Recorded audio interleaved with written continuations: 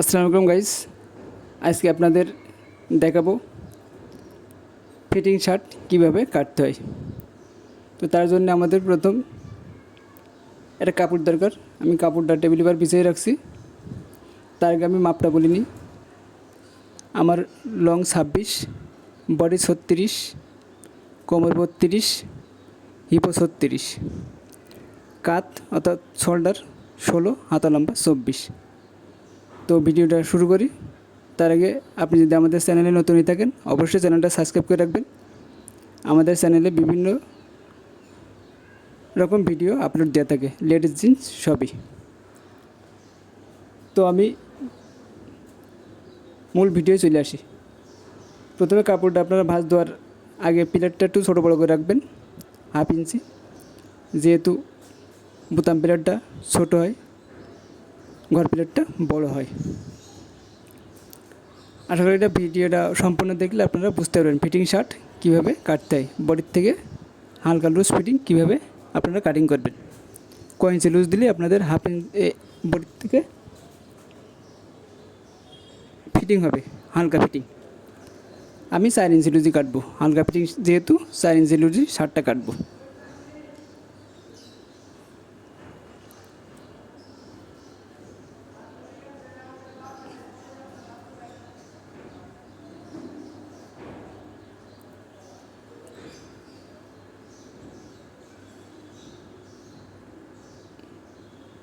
তো প্রথমে আমরা যে কাজটা করবো, পিলারের জন্য 2 ইঞ্চি করে মার্জিন দিয়ে নেবো। আমি 2 ইঞ্চি করে মার্জিন দিতে আসি।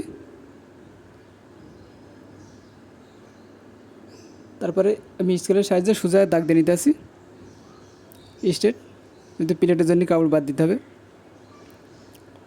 নিচে 1/2 ইঞ্চি কিংবা 1 ইঞ্চি কাপড়টিকে আমি একটা মার্কা দিলাম। এটা চাইনিজের জন্য আমি একটু দাগ দিয়ে নিলাম, যেহেতু চাইনিজটা অনেকে সোজা কাটতে পারে না, এই জন্য আমি একটু মেজারমেন্ট দিয়ে নিলাম। প্রথমে আমি যে কাজটা করবো, ঝুল, আমার ঝুল হবে 26, আরও 1/2 ইঞ্চি সেলাইয়ের জন্য এক্সট্রা নিতে হবে। তাহলে আমি 26.5 মার্কা দিলাম। তো মার্কা দেওয়া শেষ। এখন আমি স্কেলের সাহায্যে সোজা দাগ দিয়ে নেব। এরা আমি কাঁধের মাপটা দেবো ঠিক একইভাবে। কাঁধের মাপ 16 অর্ধেক 8 ইঞ্চি, আরও 1/2 ইঞ্চি সেলাইয়ের জন্য, মোট 8.5 ইঞ্চিতে আমি মার্কাটা দিয়ে নিলাম। এবার আমার আসবে আর্মহোলের মাপ। যেহেতু বডি 36 ফিটিং শার্ট, আমি 4 ভাগের 1 ভাগ 9, তা আরও 1/2 ইঞ্চি কম দিলাম, 8.5 মার্কা দিলাম। কাতের আমি ডাউনটা দিলাম 2.25 ইঞ্চি। সবারই 2.25 লাগে না, 2.5 ইঞ্চি লাগে, 2 ইঞ্চি লাগে, 2.25 ইঞ্চি লাগে, তা আমি এখানে 2.25 ইঞ্চি দিলাম। এই শুধু 2.25 ইঞ্চিতে মার্কাটা দিয়ে নিলাম। দেখুন মাপটা ফলো করলে আপনারা খুব ইজিলি ফিটিং শার্টগুলো কাটতে পারবেন। ফর্মালাটা মেন। কলার আমার 14, কলারটা সবসময় আপনারা 5 ভাগে ভাগ করে নেবেন। তা আমার কলার 14, আমি এখানে আসছে 3 5 15, আমি 3.25 ইঞ্চি নিলাম ছড়ানোটা। আর কোমরের মাপটা আপনার বডির থেকে 16 ইঞ্চি নিচে দেবেন, যেহেতু ফিটিং শার্ট একটু কোমরের মাপও আসবে। আমি সব মার্জিন অনুযায়ী দাগগুলো দিয়ে নিলাম। তো এবার আমি বডির মাপটা বের করবো। তার আগে আপনারা এখানে পিরিয়ডের জন্য 1/2 ইঞ্চি করে আরও বাড়িতে দাগ দিয়ে নেবেন, যদি একটার পর একটা পিরিয়ড উঠবে ফিটিং শার্ট, নাহলে কিন্তু শার্টগুলো টাইট হয়ে যাবে। এবারে আমার দ্বিতীয় দাগের থেকে আমি বডির মাপগুলো ধরবো। এই যে বডি আমার 36, 4 নং 36, আরও 1 ইঞ্চি লুজের জন্য, যেহেতু 4 ইঞ্চি লুজই শার্টটা কাটা হবে 10-এ। ঠিক একইভাবে কোমরেও আপনারা 4.32, আরও 1 ইঞ্চি লুজ। হিপে ঠিক একইভাবে আপনারা মার্জিনগুলো দিয়ে নেবেন।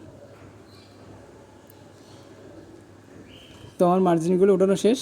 আর আপনি যদি আমাদের চ্যানেলে নতুন হয়ে থাকেন অবশ্যই চ্যানেলটা সাবস্ক্রাইব করে রাখবেন। আমাদের চ্যানেলে সব রকম ভিডিও আপলোড দেওয়া থাকে। লেডিস জিন্স, বিভিন্ন গলার ডিজাইন, মেশিন কোনো সমস্যা থাকলে দেখুন, আমি মার্কাটা শেপ কাট দিয়ে মার্কাগুলো আমি উঠে নিতেছি। এখানে একটু হালকা 1 ইঞ্চি মতন অ্যাঙ্গেলের দাগ দেবেন, যেহেতু সামনে বারে তাল পাঠাবে, এই জন্য আমি অ্যাঙ্গেল করে 1 ইঞ্চি ভিতরে দাগ দিয়ে নিলাম।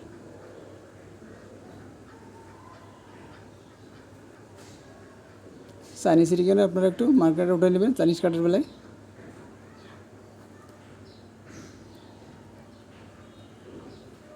মাপগুলো ফলো করলে আপনারা খুব সহজে শার্টগুলো কাটতে পারবেন। যারা নতুন অবস্থায় শার্ট কাটতে সমস্যা হয়, ভিডিওটা দেখলে আশা করি কোনো সমস্যা হবে না শার্ট কাটতে। আর যদি কোনো সমস্যা হয় কমেন্ট করে জানাবেন, আপনাদের কমেন্টের উত্তর দেওয়ার জন্য আমরা চেষ্টা করব।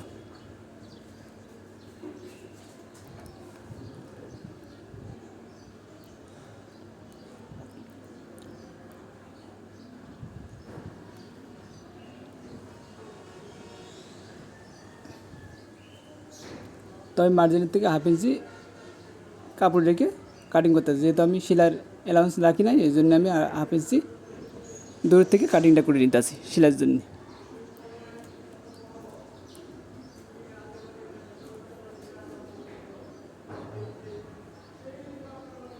দেখুন আমার সামনে পার্ট কাটা শেষ।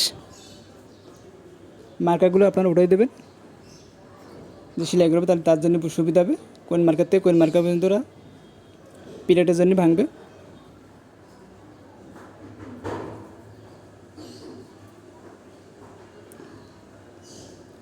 এরকম আমি পিছন পাটের কাপড়টা ভাঁজ করে নেব। ঠিক আপনাদের যতটুকু লাগবে ততটুকু পরিমাণে আপনারা পিছন পাটের কাপড়টা ভাঁজ করে নেবেন, নাহলে কিন্তু জোগাড়ি কাপড় শর্ট হয়ে যাবে আপনাদের ডবল ভাঁজ নিলে। যে আমার যতটুকু লাগবে আমি ঠিক ততটুকুই নিয়ে নিলাম।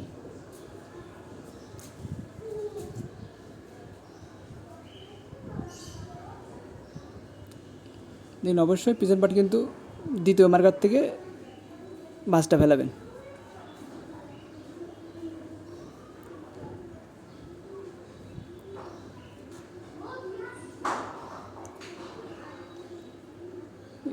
ওই মার্কার থেকে মার্ক আউট হয়ে নেবেন।